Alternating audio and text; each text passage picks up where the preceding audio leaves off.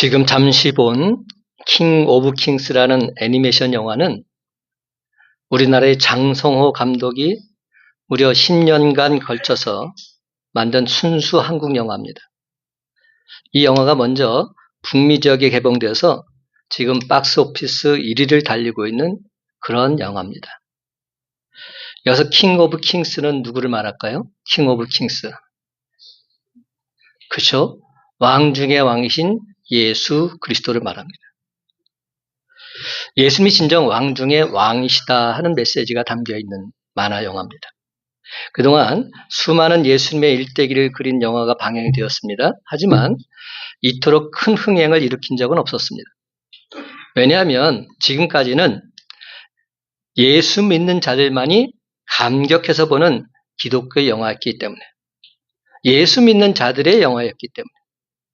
그렇지만 이번에는 예수님의 일대기를 영국의 대문호 찰스 디킨스가 쓴 예수의 생애라는 작품을 모티브로 해서 아빠가 아들에게 들려주는 예수님 이야기 형식으로 만화 영화를 제작하게 된 겁니다.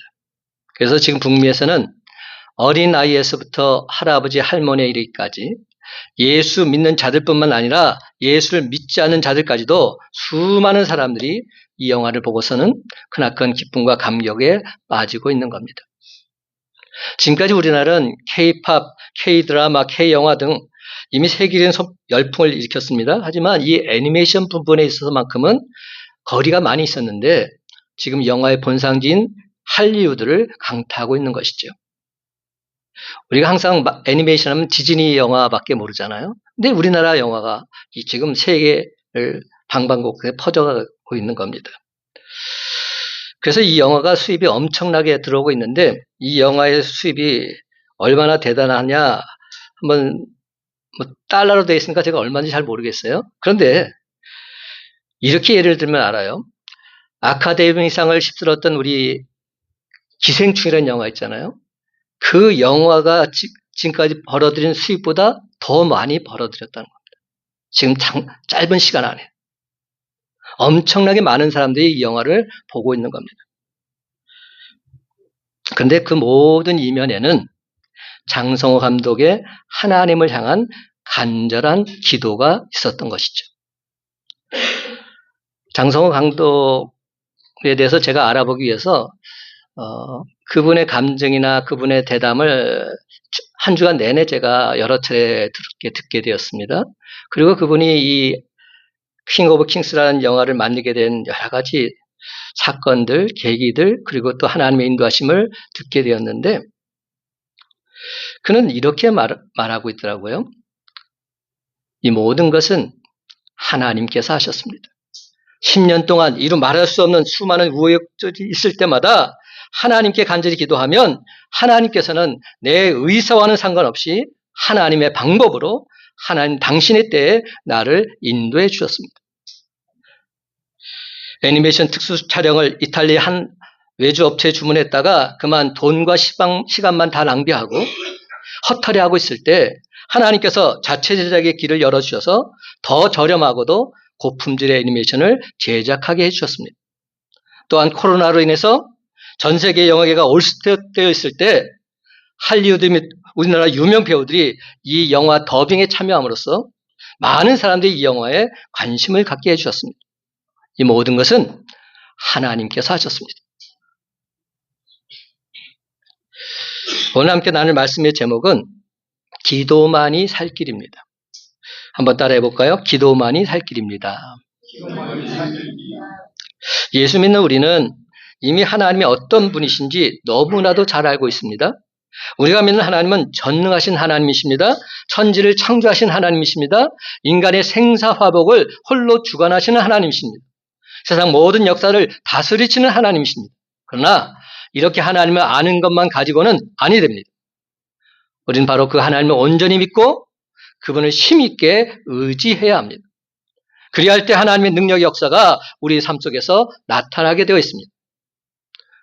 우리가 믿는 하나님께서 왜 저와 여러분을 그냥 그대로 내버려 두시겠습니까? 그렇습니다. 하나님은 지금도 우리와 함께 하시기에 무릎이 떨릴 정도로 감당하기 힘든 끔찍한 일을 당했다 할지라도 결단코 낙심하지 마시고 하나님께 간절히 기도하시기 바랍니다. 하나님께 기도하는 것만이 우리가 진정 살 길인 줄로 믿습니다. 그런데 여러분 참으로 안타깝게도 정말 문제는 우리가 기도하면서도 정작 내가 그 기도의 능력을 믿지 않는다는 데 있습니다. 내가 먼저 그 기도를 믿지 않는데 어떻게 기도의 능력 나타날 수 있단 말입니까? 예수님 마가복음 11장 24절에서 이렇게 말씀하셨습니다. 무엇이든지 기도하고 구하는 것은 받은 줄로 믿으라. 그리하면 너희에게 그대로 되리라. 아멘입니다. 그렇습니다, 여러분. 지금도 하나님은 우리와 함께 하시며 우리를 도와줄 뿐만 아니라 우리의 힘이 되사 그 어떤 위험한 상황 속에서도 우리를 결단코 그냥 그대로 내버려 두지 않으시고 반드시 구원해 주시는 분이십니다. 그러므로 지금은 우리가 기도할 때입니다. 의인의 간구는 역사하는 힘이 크다고 하십니다. 믿음의 기도는 병든 자를 일으킨다고 하십니다.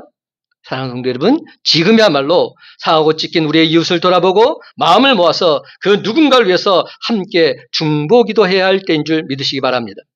그렇습니다. 지금은 나 자신뿐만 아니라 우리 가정과 교회, 나라와 민족, 세계 열방을 위해서 기도할 때입니다. 야고보 선생은 야고보서의 마지막 결론으로 기도하고 찬송할 것을 당부하고 있습니다. 13절을 보시기 바랍니다. 너희 중에 고난당한 자가 있느냐? 그는 기도할 것이요. 즐거워하는 자가 있느냐? 그는 찬송할지니라.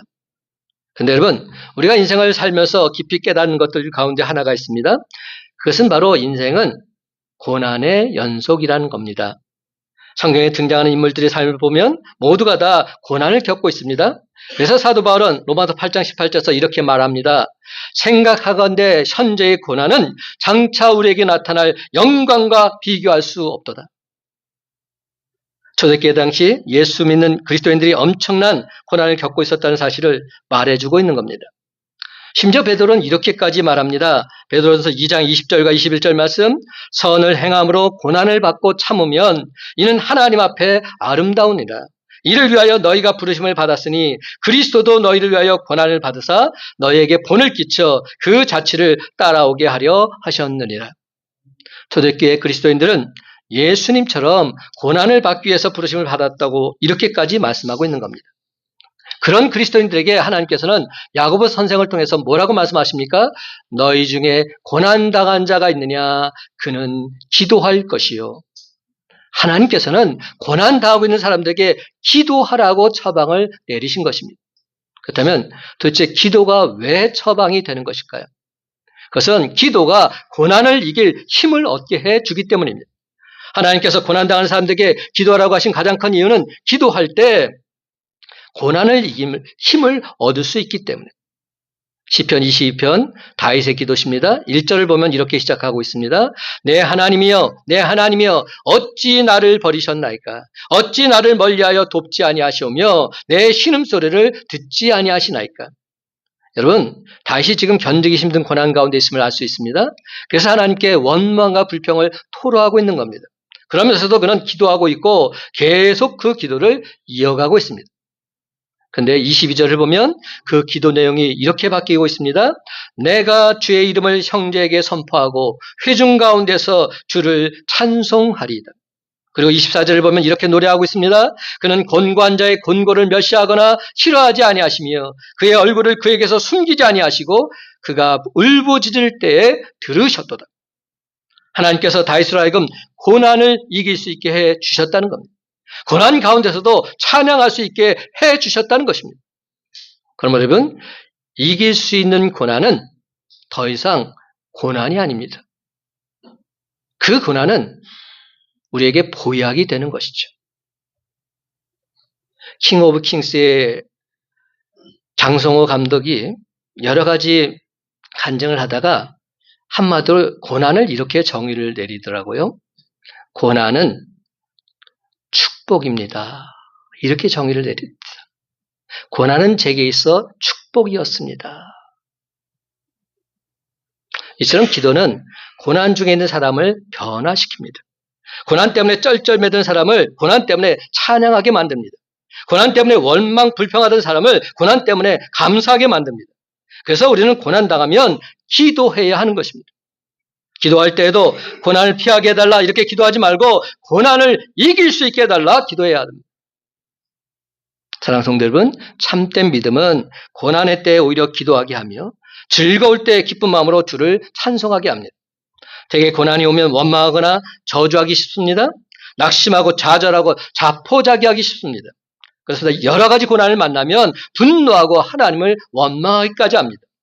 고난이 너무 힘들면 극단적인 생각을 하기도 하고 정신질환에 걸린 사람들도 있습니다. 그러나 참된 믿음은 고난의 때 오히려 기도하게 합니다. 여러분, 고난이 올 때 기도할 수 있다는 것은 확실한 믿음의 증거입니다. 하나님을 믿게 할 수 있는 기도입니다. 믿지 못한다면 우리는 기도하지 못합니다. 고난의 가장 좋은 처방은 기도밖에 없기 때문에. 도저히 감당이 힘든 어려움을 겪는 분들이 있습니다. 이때 우리가 할 수 있는 것은 오직 하나님께 기도하는 것뿐입니다. 도무지 감당할 수 없는 고난 앞에서도 우리는 기도를 통해서 반드시 그 고난을 이길 수 있습니다. 그렇습니다, 여러분. 기도하면 하나님이 움직이십니다. 기도하면 하나님께서 움직여 주십니다. 기도할 때 하나님은 아예 그 고난 자체를 없애해 주십니다. 다 도말해 주십니다. 또 어떤 경우에는 그 고난을 극복할 수 있는 힘과 능력과 지혜를 부어주십니다. 이처럼 우리의 속사람을 더욱 강하게 단련하는 것이 바로 기도인 줄 믿으시기 바랍니다. 하나님은 기도를 통해서 우리를 강하게 하고 지혜롭게 하십니다. 기도를 통해서 확신을 주시고 피할 길 내사 가장 좋은 길로 우리를 인도해 주십니다. 그럴진데 오늘 시간 여러분에게 특별히 하나님과 직통으로 연결되는 긴급 연락처를 가르쳐 드리겠습니다. 위급할 때 하나님께 보내는 긴급 전화번호 333-5015입니다. 333-5015. 333은 뭘 말할까요? 제가 오늘 예배 시작할 때 읽었던 말씀 예레미야 33장 3절 말씀을 말합니다. 또 501호는 시편 50편 15절입니다. 여러분, 제 전화번호 그 네 자리가 뭔지 아세요? 5015예요. 바로 시편 50편 15절 말씀. 먼저 예레미야 33장 3절을 보십시다. 너는 내게 부르짖으라. 내가 내게 응답하겠고 내가 알지 못하는 크고 은밀한 일을 내게 보이리라. 아멘입니다. 제 아무리 크나큰 위기에 때일지라도 하나님께 간절히 부르짖으면 하나님께서 우리에게 반드시 크고 은밀한 일을 보여주실 줄로 믿습니다. 또한 시편 50편 15절 보십시다. 환난 날에 나를 부르라. 내가 너를 건지리니 내가 나를 영화롭게 하리로다. 환난 날에 하나님을 부르면 하나님께서 반드시 우리를 건져주시고 하나님을 영화롭게 하는 자로 삼아 주실 줄로 믿습니다. 사랑하는 성도 여러분, 우리가 믿는 하나님은 지금도 살아계신 전능하신 분이십니다. 우리의 모든 형편과 상황을 아시며 우리의 기도를 들으시는 긍휼과 자비가 풍성하신 분이십니다. 우리가 믿는 하나님은 기도할 때 반드시 응답해 주시는 분이십니다. 따라서 고난당할 때 포기하지 않고 기도할 수만 있다면 우리는 이미 다 승리한 자들입니다. 그래서 우리는 구약을 다음에 한 문장으로 요약해 볼 수 있습니다. 고난당할 때 하나님께 부르짖으면 하나님께서 들으시고 응답하신다. 구약을 계속 읽다 보면 계속 이 패턴이 반복됩니다. 고난당할 때 하나님께 부르짖으면 하나님께서 들으시고 응답하신다. 그렇습니다. 고난당할 때 우리가 하나님께 부르짖으면 하나님께서 반드시 들으시고 구원을 베풀어 주실 줄로 믿습니다. 너희 중에 고난당한 자가 있느냐? 그는 기도할 것이요. 즐거워하는 자가 있느냐? 그는 찬송할지니라. 그렇습니다. 여러분, 고난당할 때는 기도하고 즐거울 때는 찬송하시기 바랍니다. 고난과 즐거움, 어쩌면 이 두 가지는 시줄과 날줄로 얽혀있는 우리들의 삶일 수 있습니다. 인생 여정에 고난이 있는가 하면 즐거움이 있고 즐거움이 있는가 하면 고난이 있습니다. 인생은 마치 새옹지마와 같다 말하지 않습니까? 좋은 일로 보이는 것이 역경일 수 있고 역경이 오히려 기쁨을 주는 일이 될 수도 있기 때문이죠. 제가 중학교 때 처음 영어를 배우기 시작했을 때 그때 배웠던 한 문장이 있는데 지금까지 잊지 않은 귀한 문장으로 남아 있습니다. 바로 이 문장이에요. 한번 해석해 보세요. Every cloud has a silver lining. 무슨 뜻이죠? 모든 구름은 실버, 은빛 라이닝을 가지고 있다. 이런 말입니다. 실버 라이닝이 뭔지 아세요? 제 이 양복 있잖아요. 이 안감 반짝반짝 빛나죠? 이게 바로 실버 라이닝입니다. 이게 뭘 의미하냐면 반짝반짝 빛나는 햇살을 의미합니다. 모든 구름은 반짝반짝 빛나는 햇살을 다 지니고 있다. 우리가 밑에서 하늘을 바라보면 먹구름이 잔뜩 껴 있습니다. 그러나 그 먹구름 너머에는 반짝반짝 빛나는 햇살이 존재하고 있다는 사실. 우리가 그것을 모르고 계속 먹구름을 바라보면서 하나님에서 원망과 불평이 되고 있습니다. 그러나 하나님께서는 우리에게 이미 반짝반짝 빛나는 햇살을 예비하고 계십니다. 마찬가지로 먹구름이 걷힌 후 햇볕이 나듯이 고난이 지나고 나면 즐거움의 때가 이내고 찾아오는데 그때는 찬송하라 말씀합니다. 그렇습니다. 기쁠 때 찬송할 수 있는 것도 크나큰 믿음의 역사입니다. 고난당할 때 기도하는 사람 많습니다. 그러나 즐거울 때, 기쁠 때 진심으로 감사하고 찬송하는 사람 별로 많지 않습니다. 오히려 고난 앞에서 기도하는 것보다 기쁘고 즐거울 때 감사하고 찬송하는 것 훨씬 더 어렵습니다. 즐거운 일이 생겼을 때 즉각적으로 기도하고 감사하고 찬양하는 사람은 고난을 기도로 이긴 사람이요. 고난 가운데서 하나님의 사랑과 은혜를 체험한 사람입니다. 여러분, 하나님 앞에 많은 재물을 드린 자가 하나님을 영화롭게 하는 것 아닙니다. 감사하는 자가 하나님을 영화롭게 합니다. 감사로 예배 드리는 자, 감사로 하나님 앞에 나가는 자, 그가 진정 하나님을 영화롭게 하는 자입니다. 시편 51편 23절은 말합니다. 감사로 제사를 드린 자가 나를 영화롭게 하나니 그의 행위를 옳게 하는 자에게 내가 하나님의 구원을 보이리라. 바로 그에게 하나님의 구원을 보여주시겠다고 하십니다. 그러므로 고난이 있을 때 간절히 기도하고 즐거운 일이 있으면 감사 찬송하면서 하나님과 이웃을 사랑하며 복음의 증인이 되는 것, 바로 이것이 참된 신앙인의 모습인 줄로 믿습니다. 14절을 보시기 바랍니다. 너희 중에 병든 자가 있느냐? 그는 교회의 장로들을 청할 것이요. 그들은 주의 이름으로 기름을 바르며 그를 위하여 기도할지니라. 여러분, 내가 아무리 신유의 은사가 있다 할지라도 고치는 분은 하나님이십니다. 그러므로 결과는 다 주님께 맡기고 저와 여러분이 해야 할 일은 기름을 바르고 기도하는 것입니다. 깨끗이 고쳐주시도록 우리 주님께 간구하는 것입니다. 그런데 여러분, 기도할 때는 기름을 바르고 기도하라고 하십니다. 그 당시에는 올리브유를 바르고 기도했습니다. 그래서 초대교회 때는 병든 자를 위해서 기름을 발랐던 겁니다. 이는 성령의 기름 부으심을 상징하기도 하지만 기름을 바르는 것 자체가 치료의 방법이었던 것이죠. 좋은 약이 별로 없었던 그 당시 올리브유는 병든 자를 치료하는 치료약으로 사용되었던 겁니다. 그러므로 기름을 바르고 기도하라는 이 말은 이렇게 해석할 수도 있습니다. 중보 기도를 요청하고 이와 함께 적절한 치료도 병행하라, 이런 뜻이 담겨져 있는 겁니다. 의료수단을 통한 치료도 소홀히 하지 말라는 겁니다. 그러므로 이건 의술이 발달하고 좋은 의사선생님이 있다는 것은 이것은 하나님의 전적인 은혜라 할 수 있습니다. 좋은 치료약을 발견하게 된 것도 하나님의 은혜입니다.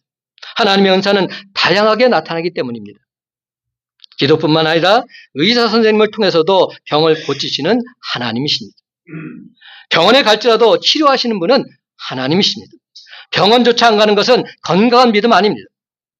적절한 치료도 병행하면서 하나님의 도우심을 구해야 합니다. 15절을 보시기 바랍니다.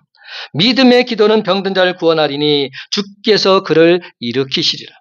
혹시 죄를 범하였을지라도 사하심을 받으리라. 믿음의 기도는 병든 자를 구원하리니 주께서 그를 일으키시리라. 그렇습니다. 믿음의 기도는 하나님의 보좌를 움직여서 우리가 믿음으로 기도할 때 하나님께서 반드시 역사하십니다. 믿음의 기도는 질병으로부터 병든 자를 구원해 줍니다. 그뿐만이 아닙니다. 믿음의 기도는 죄 사함을 얻게 해줍니다. 사랑하는 성도 여러분, 우리가 육신의 질병을 치료받는다는 것 물론 중요하지요. 그러나 죄 사함 받아서 구원받지 못하게 된다면, 그래서 지옥에 떨어지게 된다면 우리가 육신의 질병을 고침받는 것 아무런 의미가 없는 것입니다. 사랑하는 성도 여러분, 우리가 육신의 질병을 치유받는 것 중요하지만 가장 중요한 것은 죄 사함 받아서 구원받는 겁니다. 죄 사함 받아서 구원받지 못한다면 우리가 육신의 질병 치유함 받았다 할지라도 결국은 지옥에 떨어질 것이 분명하기 때문에, 그러므로 영혼의 질병으로부터 우리가 구원받는 것, 이것이 정말로 중요합니다. 믿음의 기도는 영혼의 질병까지도 치유하는 놀라운 능력이 있습니다. 믿음의 사람들은 육신의 질병보다 영혼의 질병을 먼저 발견하고 그것을 치유해야 합니다. 저와 여러분이 병들었을 때 하나님은 즉각적으로 우리의 질병을 고칠 수도 있으십니다. 하지만 우리 주님은 영혼의 질병을 먼저 치료하길 원하십니다. 16절을 보시기 바랍니다. 그러므로 너희 죄를 서로 고백하며 병이 낫기를 위하여 서로 기도하라. 의인의 간구는 역사하는 힘이 큼이니라. 그러나 너희 죄를 서로 고백하며, 여러분, 모든 질병이 죄 때문에 오는 것은 아니죠. 태어날 때부터 체질이 약한 사람들도 있습니다. 어떤 병은 죄와는 전혀 상관없는 병도 있습니다. 그러나 죄 때문에 병이 들었을 경우 먼저 서로 죄를 고백하라고 하십니다. 그리고 나서 병이 낫기를 위해서 서로 기도하라고 하십니다. 예수님께서도 죄 때문에 병에 걸린 사람들을 위해서는 먼저 죄의 사함을 선포하셨습니다. 여러분, 예수님께서 치유하신 사역을 자세히 보세요. 죄의 사함을 받으라, 이 말씀을 항상 하셨어요. 이게 예수님께서 치유하실 때 가장 먼저 하신 말씀입니다. 그의 영혼의 질병을 먼저 고쳐주신 것입니다. 사랑하는 성도 여러분, 몸이 아프고 병들었을 때 자신을 깊이 성찰하고 천사처럼 그 마음이 부드러워지는 사람들 많이 있습니다. 그러나 반대로 몸이 아프고 병들었을 때 강팍해지는 사람도 있습니다. 오히려 더 완악해지는 사람도 있습니다. 어떤 사람은 진실하고 겸손해지긴커녕 더 원망하고 불평하고 주변 사람들을 괴롭힙니다. 그러므로 여러분, 질병의 고난이 있는 바로 그때야말로 겸손히 자기 자신을 살피고 돌아볼 때입니다. 비록 죄 때문이 아닐지라도 자기 자신을 하나님 앞에서 면밀히 들여다볼 수 있는 절호의 기회, 하나님을 만날 수 있는 절호의 기회가 되기 때문에, 그렇습니다. 이때가 진정 하나님과 나 사이에 막힌 담을 허물 때인 줄 믿으시기 바랍니다. 그렇습니다. 여러분, 질병 때문에 오히려 화해가 이루어지고 회개가 일어나고 영혼이 사함을 받습니다. 화해가 일어나고 용서가 생기면 그 영혼이 맑아지고 평안해져서 그 영혼의 힘으로 육신의 질병까지도 고침을 받습니다. 사랑하는 성도 여러분, 이처럼 믿음의 기도와 중보 기도는 역사하는 힘이 많습니다. 믿음의 기도는 능력이 있습니다. 의인의 간구는 역사하는 힘이 큽니다. 그 신뢰가 바로 엘리야의 기도라 할 수 있습니다. 17절과 18절을 보시기 바랍니다. 엘리야는 우리와 성장이 같은 사람이로되 그가 비가 오지 않기를 간절히 기도한즉 3년 6개월 동안 땅에 비가 오지 아니하고 다시 기도하니 하늘이 비를 주고 땅이 열매를 맺었느니라. 열왕기상 17장에서 엘리야에 대한 기록을 볼 수 있습니다. 엘리야는 기적의 사람, 능력의 사람입니다. 엘리야는 에녹과 함께 죽지 않고 하늘로 들림받은 두 사람 중에 한 사람이었습니다. 마태복음 17장에다 보면 변화산상에서 모세와 함께 영광스러운 모습으로 예수님을 만나고 있는 엘리야를 보게 됩니다. 엘리야, 모세, 예수님. 모세는 율법을 상징합니다. 엘리야는 선지자를 상징합니다. 율법과 선지자. 그렇습니다. 엘리야는 기적과 능력의 사람이었습니다. 그는 3년 반 동안 비가 오게 하고 또 오지 않게 하는 기적을 행합니다. 그는 또한 갈멜산에서 850명의 거짓 선지자들과 영적 전투에서 하늘의 불을 내려오게 하는 능력을 행합니다. 그렇다고 해서 그는 우리와 전혀 다른 초능력의 소유자는 아니었습니다. 그는 왕비 이세벨이 엘리야를 죽이겠다고 하자 두려워 벌벌 떨면서 살기 위해서 도망쳤던 우리와 성정이 똑같은 연약한 사람이었습니다. 차라리 죽여달라고 말했던 그런 사람. 사랑하는 성도 여러분, 여기서 우리는 엘리야의 능력의 비밀이 어디에 있는지 알게 됩니다. 바로 믿음의 기도에 있습니다. 믿음의 기도. 오늘 본문에서는 야고보 선생은 그것이 바로 기도의 능력이다 말하고 있습니다. 그래서 엘리야는 평소에 얼굴을 무릎 사이에 묶어서 기도하곤 했죠. 제가 예수전도단에서 아웃리치를 떠났을 때 공주 땅을 향해서 이 엘리야의 기도를 했던 기억이 납니다. 왜냐하면 공주 땅이 우상 숭배가 가장 심했던 곳이었기 때문에. 그래서 산 중턱에 올라가서 우리 멤버들과 함께 우리 엘리야의 기도를 하나님께 올려드리자 하고 똑같이 한번 시연해 봤습니다. 근데 떼굴떼굴 다 굴러 떨어지는 거예요. 왜냐하면 생각해 보세요. 산 언덕에서 엘리야 기도를 하려면 머리를 무릎 사이에 쳐박아야 되는데 이게 됩니까? 아예 내려가지도 않아요. 아예 내려가기 조차 저한테 아니 왜 형제님 뭐 이렇게 어려운 기도를 하자고 하십니까? 저한테 오히려 하소연을 하는 겁니다. 왜냐면 아예 그 자세가 갖춰지지 않는 겁니다. 근데 엘리야가 얼굴을 파묻고 기도했다는 이 말은 어떤 의미가 담겨 있을까요? 어렸을 때부터 이렇게 기도했다는 겁니다. 여러분, 오늘 우리 손녀딸이 왔는데요. 오랜만에 손녀딸 보니까 너무 기분이 좋아요. 근데 얘가 얼마나 몸이 유연한지 몰라요.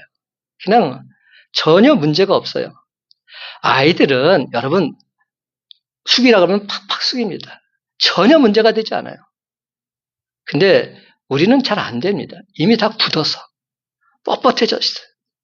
근데 엘리야가 이렇게 기도했다는 것은 어릴 때부터 이렇게 기도하는 삶을 살았다는 겁니다. 여러분 어떤 분들은 말해요. 무릎 꿇고 기도하기 너무 힘듭니다 말합니다. 아니요. 무릎 꿇고 기도하기 어렸을 때부터 했다면 전혀 문제가 되지 않아요. 저는 어릴 때부터 무릎 꿇고 기도하는 훈련을 받았어요. 전혀 문제가 되지 않아요. 근데 그렇게 안 해봤기 때문에 그런 기도를 못하는 겁니다.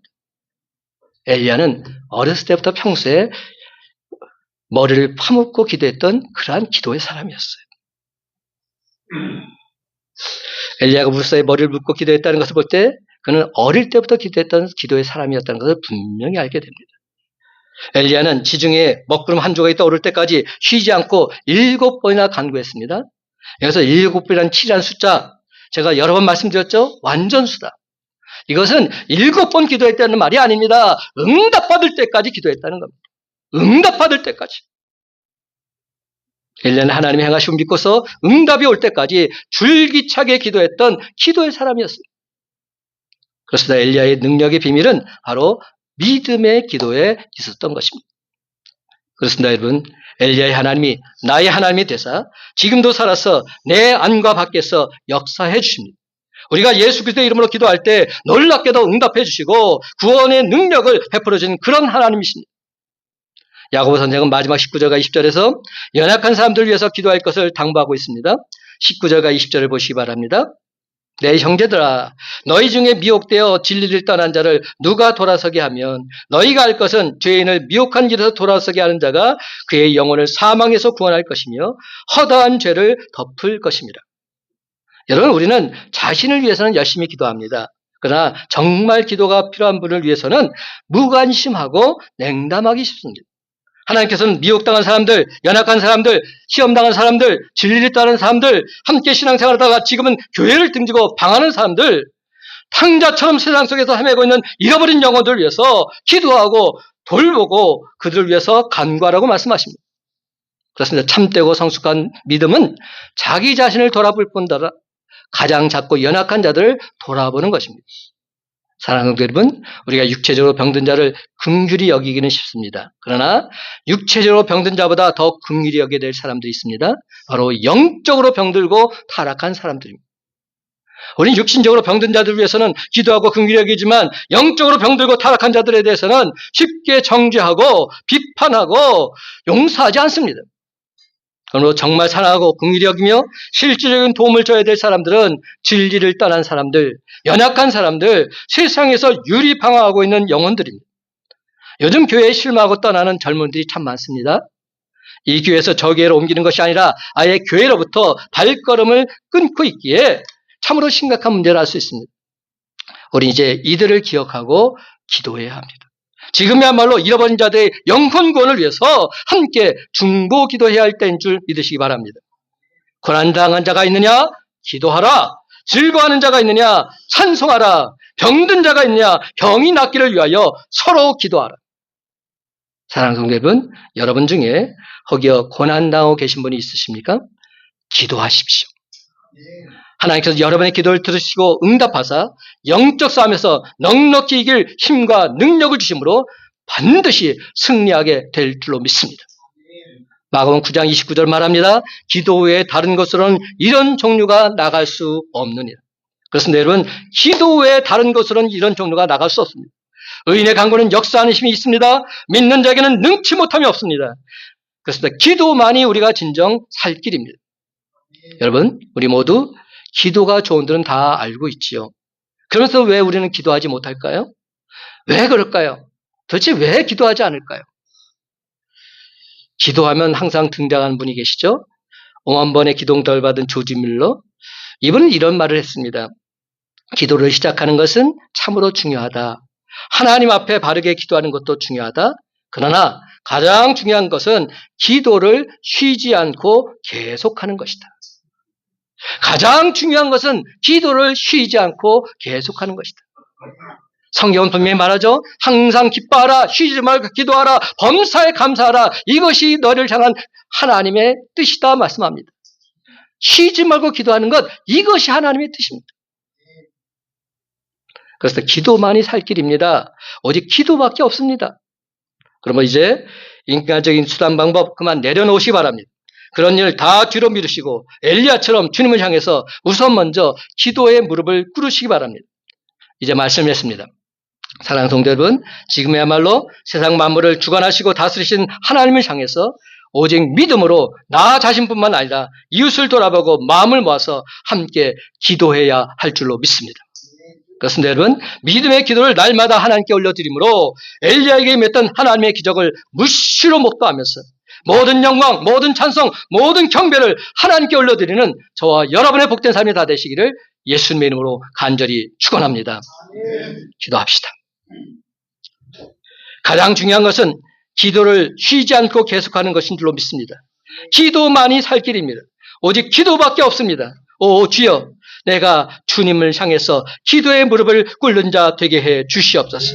언제 어떤 상황에 처하든지 흔들리지 않게 하여 주시고 주를 향해 기도하며 나아갈 때 주님께서 내 기도를 들어 응답하셔서 놀란 하나님의 뜻을 이루어 주시고 우리가 알지 못한 놀란 은밀한 비밀까지도 우리에게 베풀어 주심이 싸우니 주여, 기도할 때 승리하는 죄 용사들 다 되게 해 주시옵소서.